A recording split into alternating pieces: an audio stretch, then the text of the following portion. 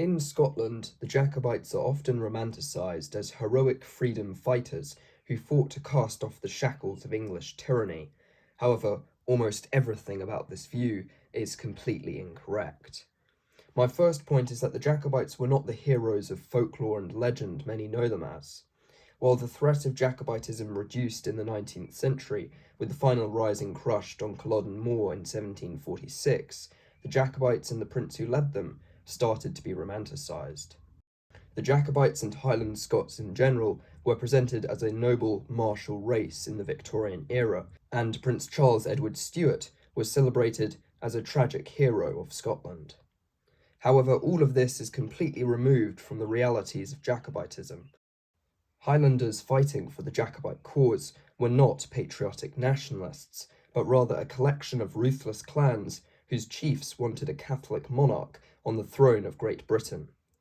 The idea of nationalism would have been utterly lost on an 18th century Highland clansman, whose motives for war were always revenge, territory, religion, loyalty to their chief, or loot. In fact, the Scottish Highlands were so unstable and dangerous due to constant clan warfare that the British government called for the creation of independent Highland companies to enforce laws and keep the peace. Some Jacobites also fought for the separation of the crowns of Scotland and England due to their desire to stop the interference of British laws, the Hanoverian monarchy, and the Protestant religion in clan affairs. However, even if driven by other reasons as well, by definition, a Jacobite must be someone who fought to restore the Stuart dynasty to the British throne, whom they believed had the divine right to rule or might bring them some kind of benefit. Therefore, the Jacobite risings were not justified, as they sought to replace the Hanoverians with the Catholic Stuarts, who had previously been deposed as the majority of the population were Protestants. My second point is that Prince Charles Edward Stuart, the Young Pretender, or Bonnie Prince Charlie, was not the hero of Scotland, but rather an egotistical and deluded fool with unrealistic ambitions. By the 1700s, Catholicism in Scotland had retreated to the fringes of the country, and most Catholic clans lived in the Western Highlands. Therefore, the prince's belief that all of Scotland would rally to his Catholic cause was dead wrong. However, a significant number of Jacobite recruits were made up of Episcopalian lowlanders, whose church had been dismantled during the Glorious Revolution. Out of spite for the Hanoverians, these Episcopalians were willing to fight to put a Catholic on the throne of the British Isles. However, most Scots, especially Presbyterians in the Central Highlands and Lowlands, saw the Catholic-led Jacobites as a threat. Therefore, the prince's cause did not gain the support he had hoped, simply because most did not want to see a return to the Stuarts or more bloodshed, having already experienced 3 risings.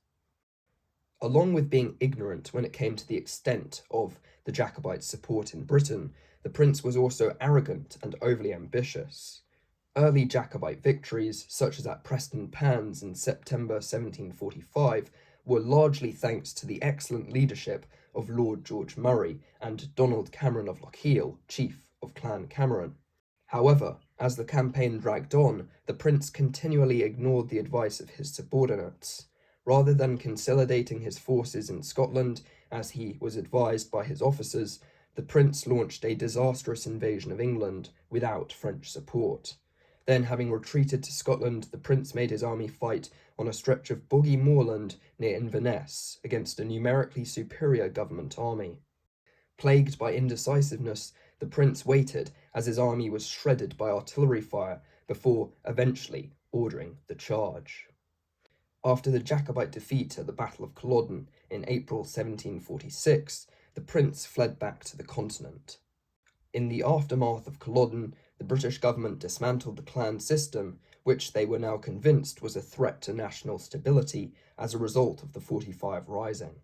This being said, many Highland Scots had actually fought against the Jacobites, and those serving in British Army Highland regiments were rewarded for their loyalty with being able to continue wearing the Highland dress, even after the Dress Act was passed. The Highland clearances, often wrongly associated with government reprisals, were actually a result of the Industrial Revolution and agricultural change from small-scale crofting to large-scale sheep farming. The claim of ethnic cleansing is laughably inaccurate, as many Gaelic-speaking Highlanders were to be found in the sheep trade from shepherds to the people actually running the estates, mostly former clan elites. Not to mention the fact that most immigration from Scotland, apart from the flight of rebels, wasn't caused by policies of the British government at all, but rather by clan chiefs.